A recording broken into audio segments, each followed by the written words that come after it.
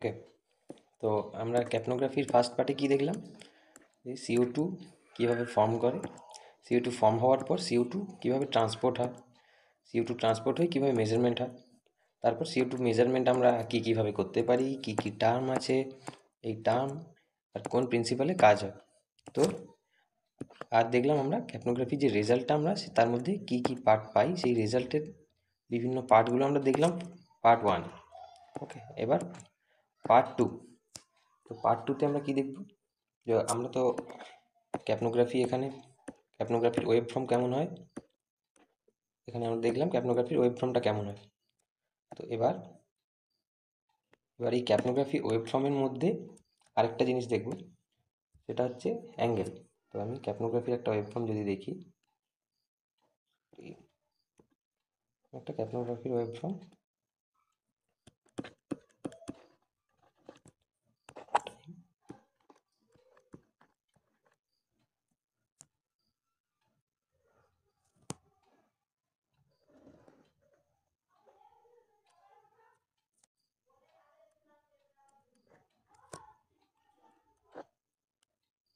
তো আমি যদি এরকম দেখি, ক্যাপনোগ্রাফি ওয়েব ফর্মের মধ্যে আমি এখানে দুটো অ্যাঙ্গেল পাচ্ছি, সেটা হচ্ছে কি আলফা অ্যাঙ্গেল, বিটা অ্যাঙ্গেল। তাহলে একটা হচ্ছে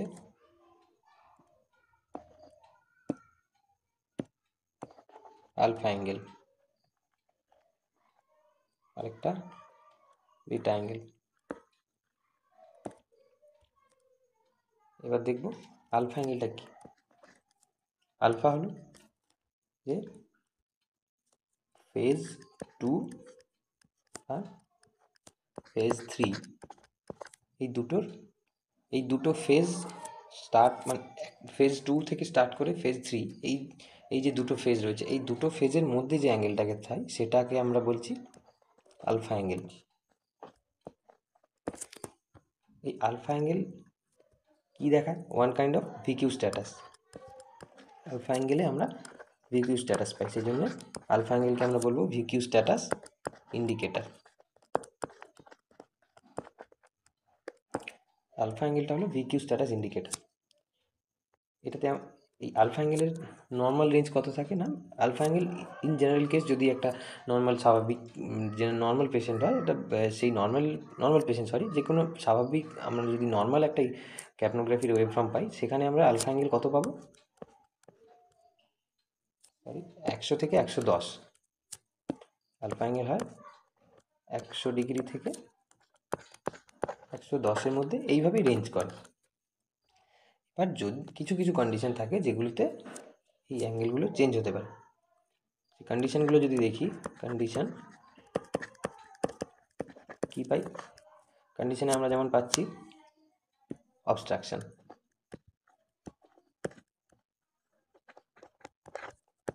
অবস্ট্রাকশন মিন্স এয়ারওয়ে অবস্ট্রাকশন।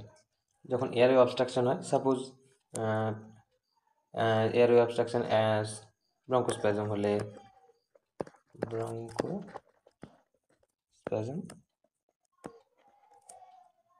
ব্রঙ্কোস্প্যাজম হলে, বা কিছু কিছু ক্ষেত্রে কি ইটি টিউবে সিক্রেশন যদি ক্লগড হয়ে যায়, তাহলে ব্লক টিউব বা এয়ারওয়ে, তখন কী হয়, আলফা অ্যাঙ্গেল বাড়ে। আর আলফা অ্যাঙ্গেল বাড়ে, দ্যাট মিন্স তখন কী হয়, আলফা অ্যাঙ্গেলটা বেড়ে গিয়ে এই যে স্লোপটা থাকে আলফা অ্যাঙ্গেলের, আমরা দেখব এখানে এই যে স্লোপ থাকে, এই যে স্লোপটা থাকছে, এই স্লোপটা যখন বাড়ে তখন কিভাবে পাই,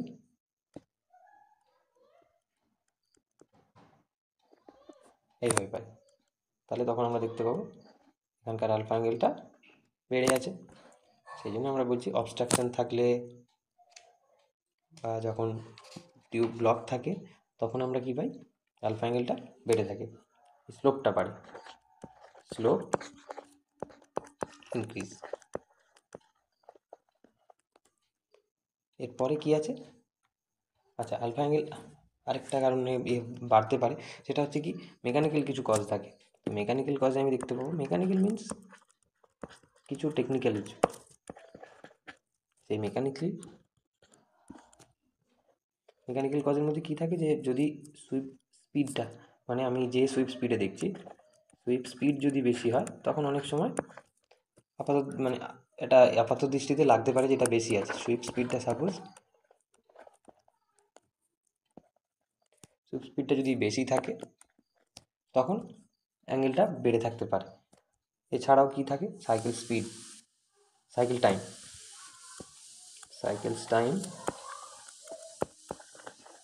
সাইকেল টাইমের উপরেও এই আলফা অ্যাঙ্গেলের মেজারমেন্টটা বাড়তে পারে। আচ্ছা, তারপরে আমি কি দেখব, এরপর দেখব বিটা অ্যাঙ্গেল। এই বিটা অ্যাঙ্গেল হচ্ছে, আমি যেটা দেখলাম যে ফেজ 2 আর ফেজ 3-র মধ্যে থাকে আলফা অ্যাঙ্গেল, তাহলে এখানে ফেজ 3 অ্যান্ড ফেজ 4, এই দুটো ফেজ যেখানে মিট করছে সেখানে আমরা পাই কি, বিটা অ্যাঙ্গেল। ওকে, এবার এই বিটা অ্যাঙ্গেলের নর্মাল রেঞ্জটা নিয়ারলি 90 ডিগ্রি মতো থাকে। এটা কখন, এর চেঞ্জেস আমরা কখন পাই, বেসিক্যালি যখন রিব্রিদিং হলে ইনক্রিজ করে রিব্রিদিং। তো রিব্রিদিংয়ের সময় কি হয়, রিব্রিদিংয়ের সময় পেশেন্ট যেটা এক্সেল করছে সেই CO2টা ইনহেলের সময় আবার কি হয়, ইনহেলেশনের সময় ওটা আবার ভেদ হয়ে যায়। তাহলে সেক্ষেত্রে কী হয়, যে CO2টা বেরোলো কমপ্লিটলি আউট হলো না, আউট না হওয়ার পরই আবার সেই তার মধ্যেও কিছুটা পার্ট CO2 ইনহেলের সময় চলে যায়। তখন কি হয়, CO2-র কনসেন্ট্রেশনটা বাড়ে। তাহলে রিব্রিদিং করলে কি হবে, রিব্রিদিং হলে অ্যাঙ্গেলটা এইভাবে বাড়ে, বিটা অ্যাঙ্গেলের। আচ্ছা, এটা তো আমরা রেজাল্টটার মধ্যে কি কি দেখতে পাই পেলাম। এবার আমরা দেখব কি, যে আমরা যে ক্যাপনোগ্রাফটা ইউজ করি, কোন কোন টাইপের ক্যাপনোগ্রাফ আমরা ইউজ করি। তাহলে টাইপস অফ ক্যাপনোগ্রাফ।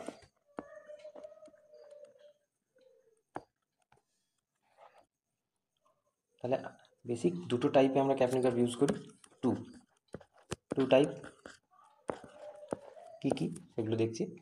টু টাইপ, একটা হচ্ছে সাইড স্টেম,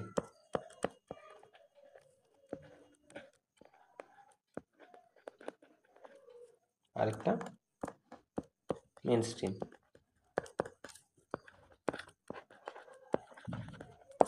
আমরা যে সাইড স্ট্রিম আর মেন স্ট্রিম দেখছি, এই দুটোর মধ্যে বেসিক ডিফারেন্স হচ্ছে, বেসিক যে ডিফারেন্সটা দেখতে পাই সেটা হচ্ছে sensor position. Sensor position.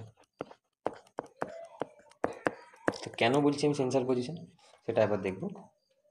At first আমি দেখছি সাইড স্ট্রিম, তাহলে আমি দেখলাম,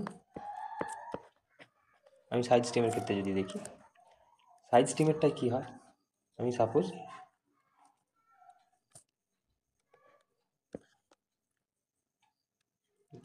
এটা পেশেন্ট, এটা টিউব, ওয়াই পিস, দুটো সার্কিট,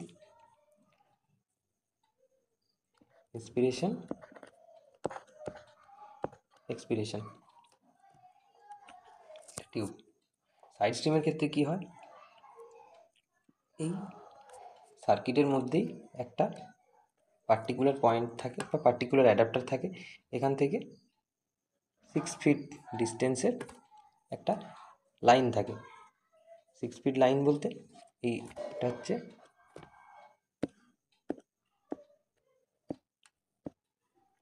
6 ফিট লম্বা একটা স্যাম্পলিং টিউব থাকে। এই স্যাম্পলিং টিউবটা কী হয়, যেখানে আমরা মনিটর করছি, মানে আমাদের যে মনিটর থাকে এই মনিটর এসে কানেক্ট হয়। এখানে এই মনিটরের মধ্যে এই পার্টটা, এখানে কি থাকে, একটা স্যাম্পলিং মোটর থাকে।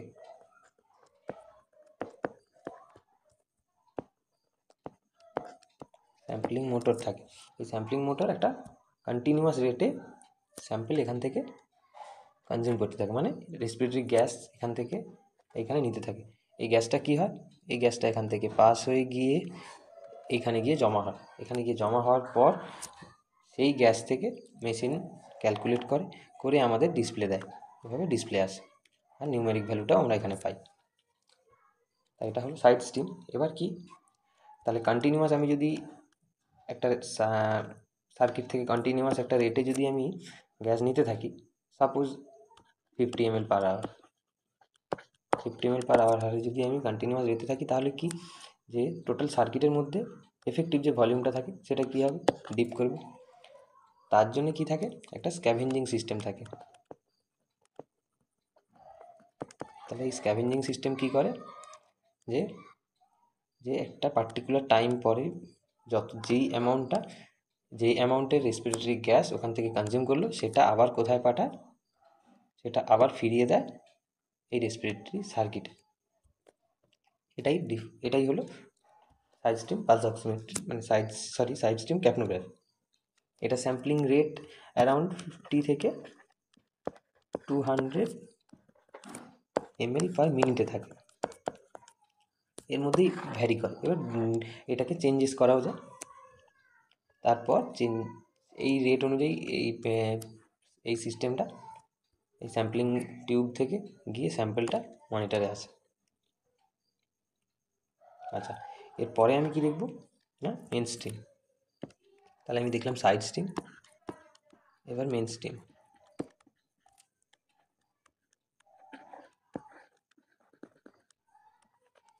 মেন স্ট্রিমে কি, আমি সাইড স্ট্রিমে দেখেছি সার্কিট থেকে একটা স্যাম্পলিং টিউব থেকে মনিটরে আসে, সেখানে গিয়ে এইখানে ক্যালকুলেশন হয়। সেই জন্য এটাকে আমি বলছি সাইড স্ট্রিম, মানে সার্কিট থেকে মনিটরের ডিস্টেন্স থাকে, সার্কিট আর সেন্সারের ডিস্টেন্স থাকে। কিন্তু মেন স্ট্রিমের ক্ষেত্রে আমি কি দেখব, মেন স্ট্রিমের ক্ষেত্রে দেখব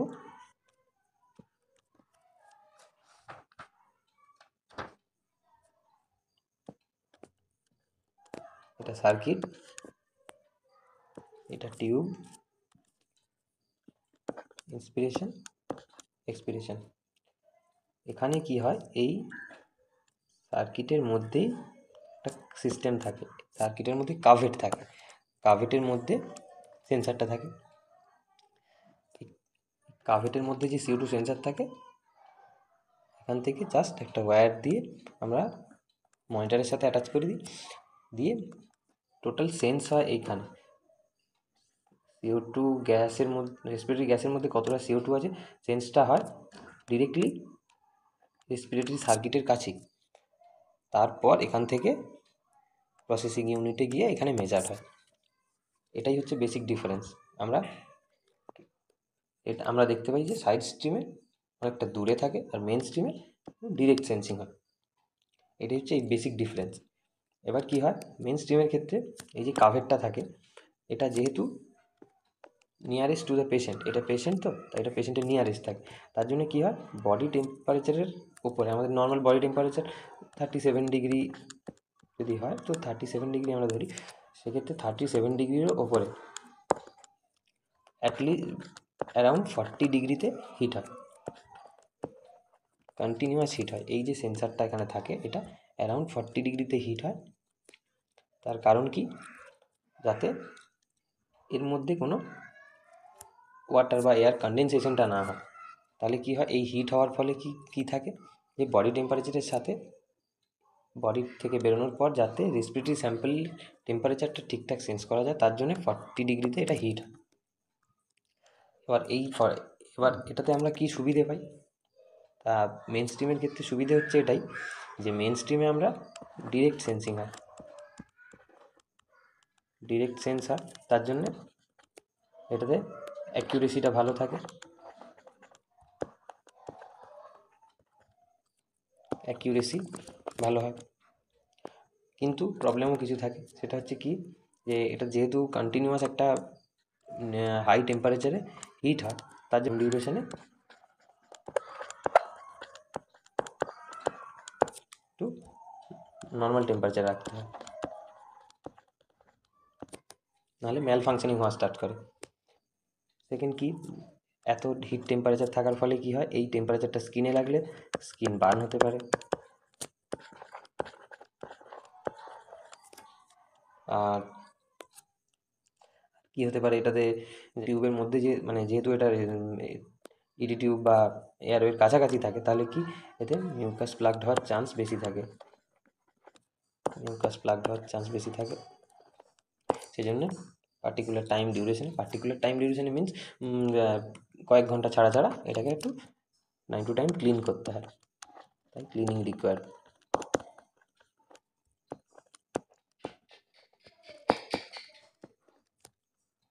এবার কি, এর কিছু প্রবলেমও আছে। প্রবলেমটা বোঝার আগে দেখব কি, এবার সাইড স্ট্রিমের ক্ষেত্রে আমরা কি পাই। তাহলে সাইড স্ট্রিমের মানে কি বেনিফিট থাকে, সাইড স্ট্রিমের বেনিফিট একটা, এটা হচ্ছে যে এই সাইড স্ট্রিম সিস্টেমটা এমন যে এই সাইড স্ট্রিমটা আমরা নন ইনটিউবেটেড পেশেন্টের ক্ষেত্রে ইউজ করতে পারবো। নন ইনটিউবেটেড পেশেন্টে ইউজ করতে পারবো। নন ইনটিউবেটেড পেশেন্ট যদি সেই পেশেন্টটা ব্যাক ভেন্টিলেশনে থাকে, ব্যাক মাস্কে,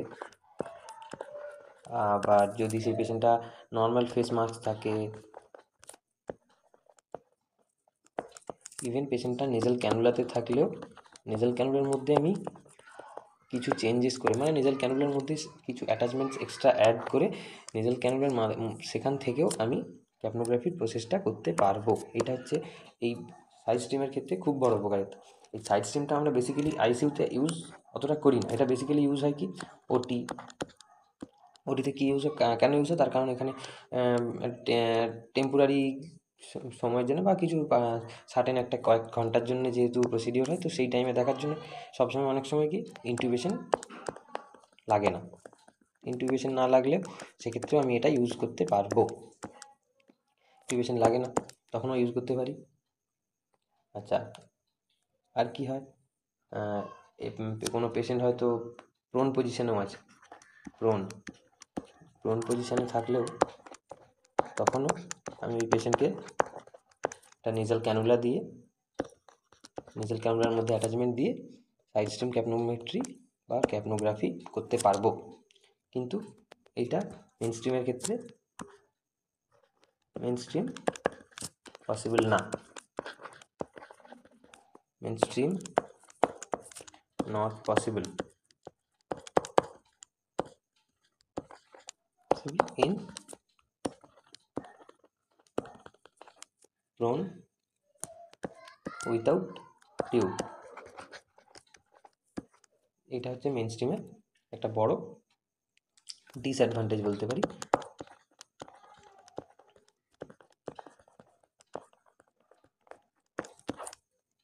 ডিসঅ্যাডভান্টেজ। আচ্ছা, এবার আমরা দেখব যে আমাদের ডেইলি প্র্যাকটিসে আমরা এটা কিভাবে ইউজ হয়। আমরা এতক্ষণ তো ক্যাপনোগ্রাফি নিয়ে জিনিসটা পড়লাম, এবার আমাদের সবথেকে ভাইটাল যেটা লাগে, আমাদের ডেইলি প্র্যাকটিসে আমরা এটাকে কীভাবে ইউজ করতে পারি। তো ডেইলি প্র্যাকটিসে জানার আগে আমি যেটা আমরা দেখেছি কি, যে CO2 কোন কোন সিস্টেম থেকে আসে। CO2 এক হচ্ছে সেলুলার মেটাবলিজমে CO2 তৈরি হয়, সেখান থেকে কোথায়, ব্লাড সার্কুলেশন, তারপরে কি হয়, সার্কুলেশন থেকে এসে CO2 আবার রেসপিরেশনে আসে, রেসপিরেশনে গিয়ে ভেন্টিলেশনে বেরিয়ে যায়। তাহলে এতগুলো পার্ট যেহেতু আমরা CO2কে মেজার করলে পাবো, তো সেই জন্য আমি দেখতে পারি কি আমার ডেইলি প্র্যাকটিসে কী কী লাগে, যে পেশেন্টের মেটাবলিজম কেমন আছে। তাহলে মেটাবলিক সিস্টেম জানার জন্য আমরা CO2 আর ক্যাপনোগ্রাফি ইউজ করতে পারবো। মেটাবলিক সিস্টেমের মধ্যে কীভাবে পাবো, তাহলে মেটাবলিক ইন্ডিকেটার হিসেবে যদি আমি দেখি, তাহলে সেখানে কী পাবো, যে কখন কখন চেঞ্জেস আসবে, যে ফিভার থাকলে আর কনভালশন,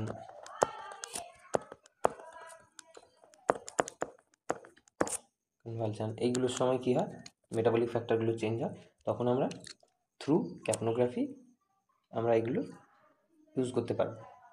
সেকেন্ড কী আছে, যে অনেক সময় কী হয়, যে থোরাকোস্কোপির সময়, থোরাকোস্কোপিতে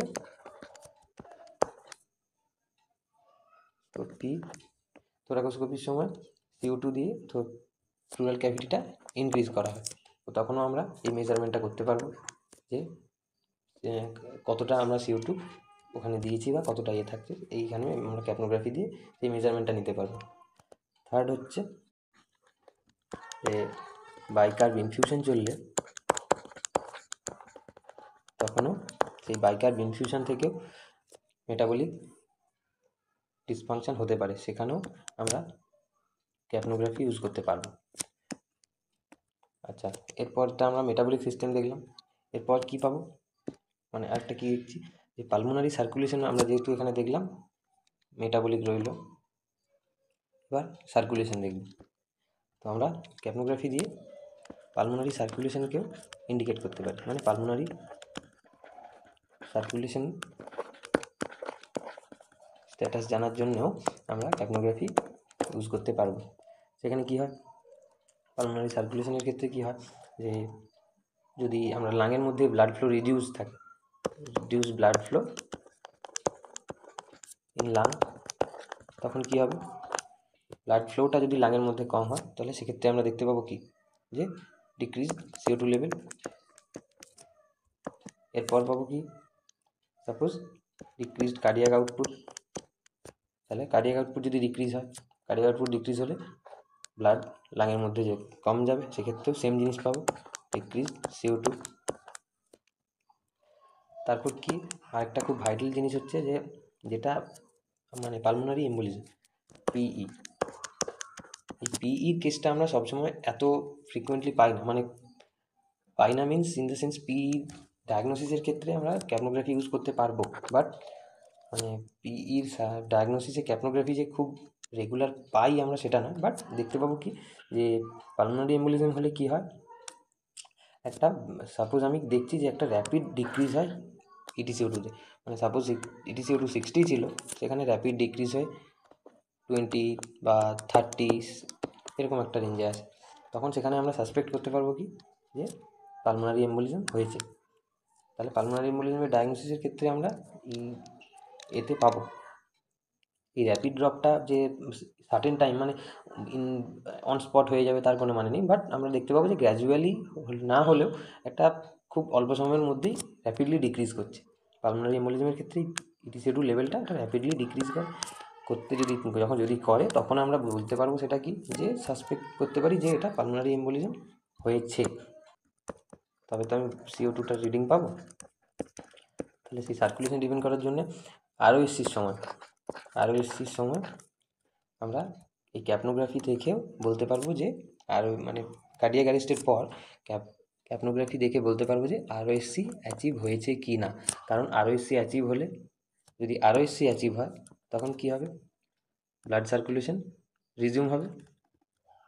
আর ব্লাড সার্কুলেশন রিজিউম হলে কি, প্রত্যেকটা অর্গান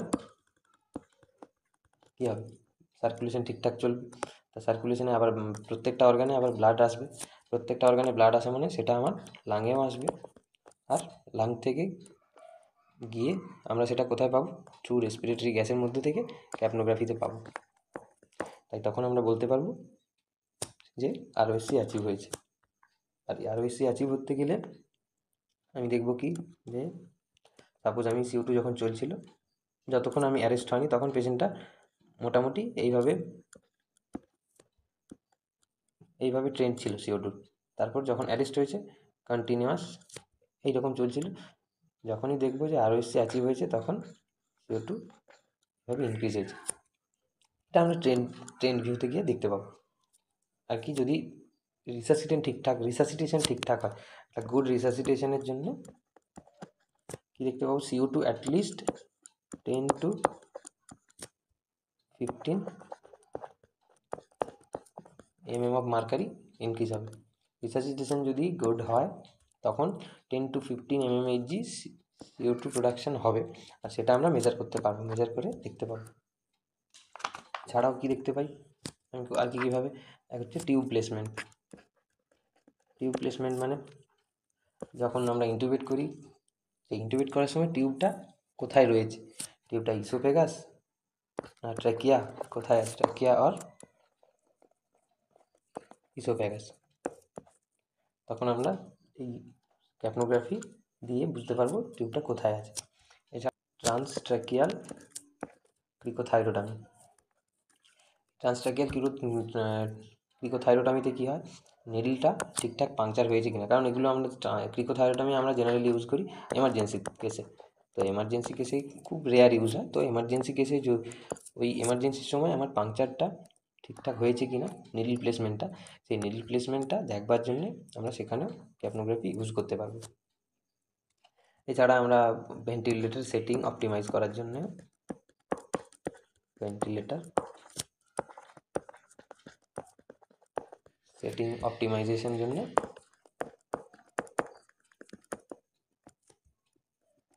অপটিমাইজেশনের জন্য আমরা এটা ইউজ করতে পারবো।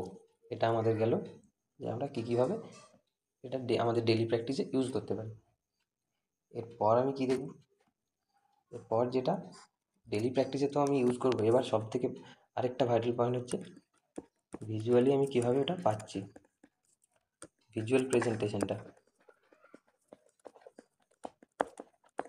তার কারণ কি, আমি ভিজুয়াল প্রেজেন্টেশনটা এই জন্য দেখছি কারণ আমি জেনারেলি আমার ডেলি প্র্যাকটিসে কীভাবে ভিজুয়ালটা পাবো, আমি তো ইউজটা জানলাম, এবার ইউজটা করার জন্যে আমি ভিজুয়ালটা কীভাবে আসবে সেটা দেখার জন্যে এবার এগুলি দেখব। তাহলে আমরা নর্মাল কীভাবে দেখলাম, আমরা নর্মাল যদি দেখি, তো নর্মাল একটা ক্যাপনোগ্রাফ কীভাবে পাবো, নর্মাল ক্যাপনোগ্রাফি আমরা এইভাবে দেখতে পাই। এটাতে কী হয়, এটা কন্টিনিউয়াস চললো ট্রেন গ্রাফটা এভাবে, এটা হচ্ছে ট্রেন, এটা নর্মাল। এইটা দেখি, এটাতে আমি কি দেখছি যে এটা হচ্ছে ইনক্রিজিং, আমি এখানে দেখতে পাবো যে এই পয়েন্ট, এখানে আমার CO2 যখন যেমন ছিল এখানে CO2 ডি পয়েন্টটা আরও বেড়েছে, আর এখানে দেখতে পাবো আরও বেড়েছে, তাহলে এটা কি, এটাকে আমি বলতে পারবো ইনক্রিজিং। ইভেন এখানে আমি ট্রেনটাতে দেখতে পাবো ট্রেনটা এভাবে ইনক্রিজ করেছে, এটাকে আমি বলবো ইনক্রিজিং। এরপরে কি, এখানে যদি দেখি এটাতে কি হয়েছে, এখানে যে আমি ডি পয়েন্টটা পেয়েছিলাম এইখানে, তারপরে আমি আবার খানিকক্ষণ পরে কি দেখছি, এইখানে ডি পয়েন্ট এসেছে, আবার তারপরে দেখছি এইখানে, তাহলে কি হয়েছে, এখানে গ্র্যাজুয়ালি ডিক্রিজ করেছে। আর ট্রেন্ড ভিউতে আমি যদি দেখি তখন দেখবো এটা একটা পার্টিকুলার টাইম ডিউরেশনে ডিক্রিজ হয়েছে, তাহলে এটাকে আমি কি বলবো, ডিক্রিজিং। Decreasing CO2। এরপরে যদি এরকম এখানে দেখি, এখানে কি দেখছি যে প্রথমে আমি একটা নর্মাল দেখতে পাচ্ছিলাম, প্রথমে এখানে আমি নর্মাল একটা দেখতে পাচ্ছিলাম, কিন্তু তারপরে দেখছি এইরকম একটা শেপ আসছে, আবার নেক্সটগুলো এইভাবে আসছে। এটা কেন হয়, এটা হয় যদি টিউবের সাইড থেকে লিক হয়, টিউবের সাইড লিকটা কি, হয়তো অনেক সময় আমরা টু স্মল, মানে যতটা টিউব আমার দেওয়ার দরকার ছিল তার থেকে খুব স্মল একটা টিউব দিয়েছি। এছাড়াও কি হয়, যখন কাফটা লিক হয়ে যায়, লিক ইন কাফ, তখন কি হয়,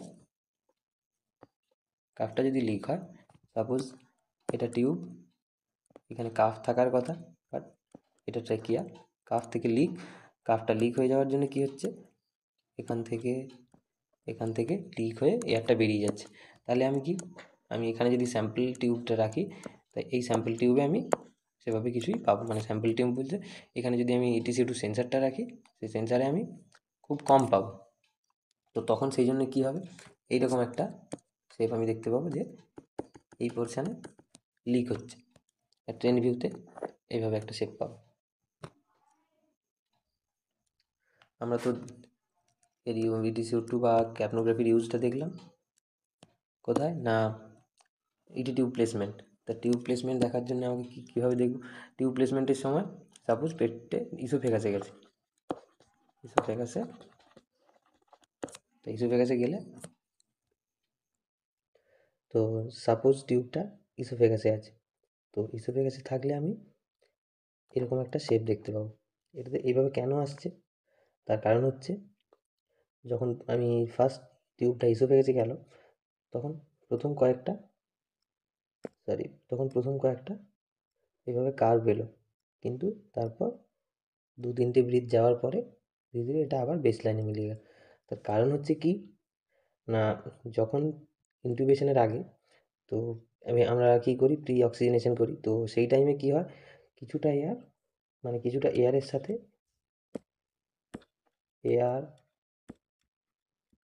প্লাস O2 প্লাস CO2 এই সব কিছুই কিছুটা অ্যালভিওলাইতেও যায়, আবার কিছুটা ইসোফেগাসেও যায়।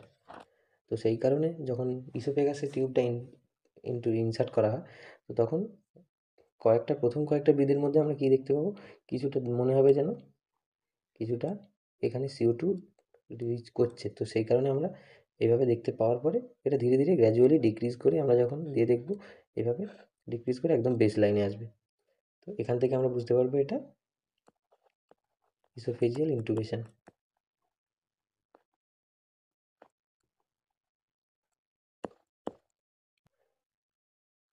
এটা যদি দেখি, এটাতে দেখতে পাবো এরকম শেপ আমরা কখন দেখতে পাবো, যদি এইরকম নর্মাল নর্মাল ক্যাপনোগ্রাফ আসছে, কিন্তু সেই নর্মাল ক্যাপনোগ্রামের মধ্যেও মাঝে মধ্যে কয়েকটা কি দেখতে পাবো, এরকম নচ দেখতে পাবো। এটা কখন হয়, যখন ডিপ অ্যানাস্থেসিয়া থাকে, কিন্তু সেই অ্যানাস্থেসিয়ার মাঝেও অনেক সময় কি পেশেন্ট ব্রিথ করতে চায়, মানে পেশেন্টের ব্রিদিং এফোর্ট থাকে, স্পন্টেনিয়াস ব্রিথ করলে তখন এরকম একটা এফেক্ট আসে। এই কিউরারি এফেক্ট আমরা এরকমও একটা দেখতে পাই, এছাড়াও আরেক রকম দেখতে পাবো, সেটা হচ্ছে এইটাতে। এটাতে কি হচ্ছে, এটাতে আমরা দেখব এখানেও আছে, সরি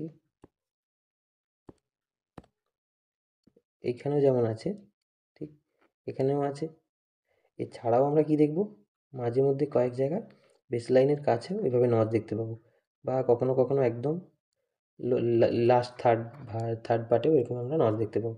তো এগুলো বেসিক্যালি কী রিজনের জন্য হয়, যে পেশেন্ট অ্যানাস্থেসিয়া দেওয়া আছে, কিন্তু অ্যানাস্থেসিয়া দেওয়ার পরেও পেশেন্টটা যদি উইন অফ হয়ে আসে, মানে অ্যানাস্থেসিয়ার এফেক্ট ধীরে ধীরে ডিক্রিজড হয়ে আসছে, তখন এরকম দেখতে পাবো, এইরকম শেপ দেখতে পাবো। এটা বেসিক্যালি কিসে হয়, এরকম শেপ বেসিক্যালি আমরা সাইড স্ট্রিম ক্যাপনোমেট্রিতে পাবো।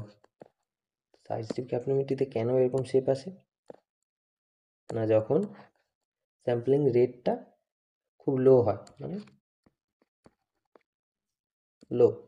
লো স্যাম্পলিং রেট, লো স্যাম্পলিং রেট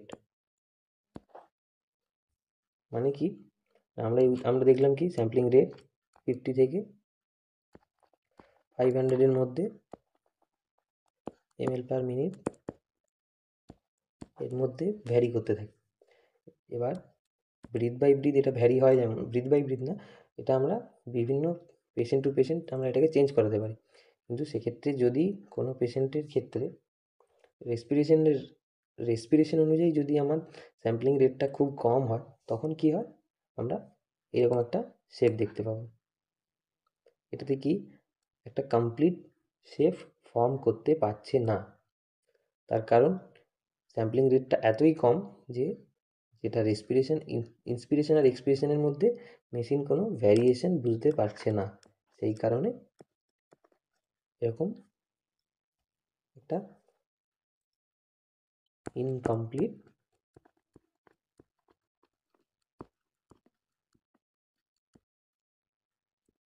ইনকমপ্লিট শেপ আমরা দেখতে পাই।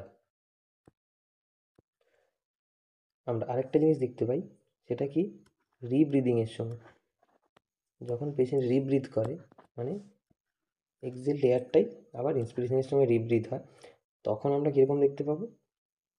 সাপোজ এক্সহেলেশন শুরু হলো, শেষ হলো, শেষ হওয়ার পরই এখান থেকেই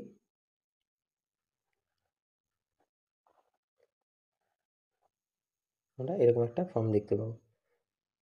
এখানে যেমন বেসলাইন টাচ করছে না, এখানে আবার বেসলাইন থেকে আরও ডিস্টেন্স বাড়ছে, আর আমরা দেখতে পাবো সার্টেন টাইমে ইটিসিও2 বাড়ছে। এখানে একরকম, এখানে একরকম, এখানে একরকম। তো রিব্রিথের ক্ষেত্রে আমরা এইভাবে দেখতে পাবো। এই সেম জিনিস আমরা যদি ট্রেন্ড গ্রাফে দেখি, এরকম ছিল, বেড়েছে, বেড়েছে, গ্র্যাজুয়ালি এটা বাড়ছে, কিন্তু বেসলাইন এলিভেটেড। তাহলে এটা আমরা কখন দেখতে পাই, during রিব্রিথ।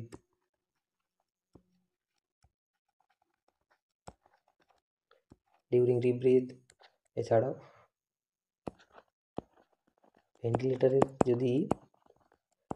Ventilator faulty expiratory valve যদি ফল্টি থাকে, তখন আমরা এরকম একটা শেপ দেখতে পাই। তাহলে